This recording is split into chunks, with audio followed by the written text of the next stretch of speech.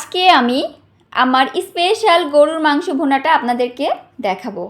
এখানে আমি গরুর মাংস নিয়েছি প্রায় 3 কেজি পরিমাণে, নিয়েছি আধা কেজি পরিমাণে পেঁয়াজ কুচি, এখানে দিয়েছি আমি তেজপাতা, কয়েক টুকরা গোলমরিচ এবং একটা স্টার মশলা। তারপরে এখন দিচ্ছি দারচিনি, এলাচ এবং লবঙ্গ। এখন দিব আমি স্বাদ অনুযায়ী লবণ। তারপরে দিব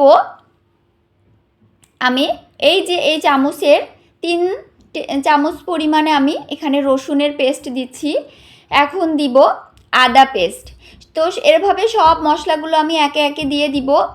মশলাগুলো দিয়ে আমি সুন্দর করে মশলাগুলো মাংসের সাথে সবগুলোই মিশিয়ে নিব। এখন আমি একটু দিলাম কাঁচা মরিচের পেস্ট। মরিচটা আমরা আমাদের স্বাদ অনুযায়ী দিচ্ছি। এখন আমি এখানে অ্যাড করব কিছুটা পরিমাণে হলুদের গুঁড়া। তো আমার কালার অনুযায়ী আমি হলুদের গুঁড়োটা দিয়ে দিব। এখন দিলাম ধনিয়া গুঁড়া, এখন একটু দিচ্ছি মরিচের গুঁড়া, এরপরে দিচ্ছি জিরার গুঁড়া। তো দেখুন আমি জিরার গুঁড়াটা দিয়ে দিয়েছি। এখন সব মশলাগুলো আমি এই মাংসের ভিতরে অ্যাড করে এখানে আমি প্রায় 200 গ্রামের বেশি আমি এখানে তেল অ্যাড করেছি।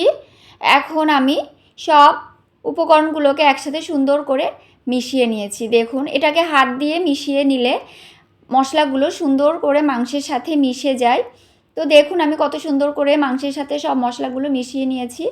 মাংসের সাথে মশলাগুলো যত সুন্দর মিশবে, যত সুন্দর করে কষাবো, মাংসের টেস্টটা তত সুন্দর হবে। এখানে আমি একটুও পানি অ্যাড করব না, কারণ মাংস কষাতে কষাতে পানি ছেড়ে দিবে।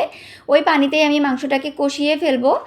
এই যে দেখুন আমার কিন্তু অনেক পরিমাণে পানি ছেড়েছে। এই পানিতেই আমি সুন্দর করে মাংসটা কষিয়ে এই যে আমি অফ ক্যামেরা রান্নাও করে নিয়েছি। দেখুন আমার মাংসের কালারটা কত সুন্দর হয়েছে।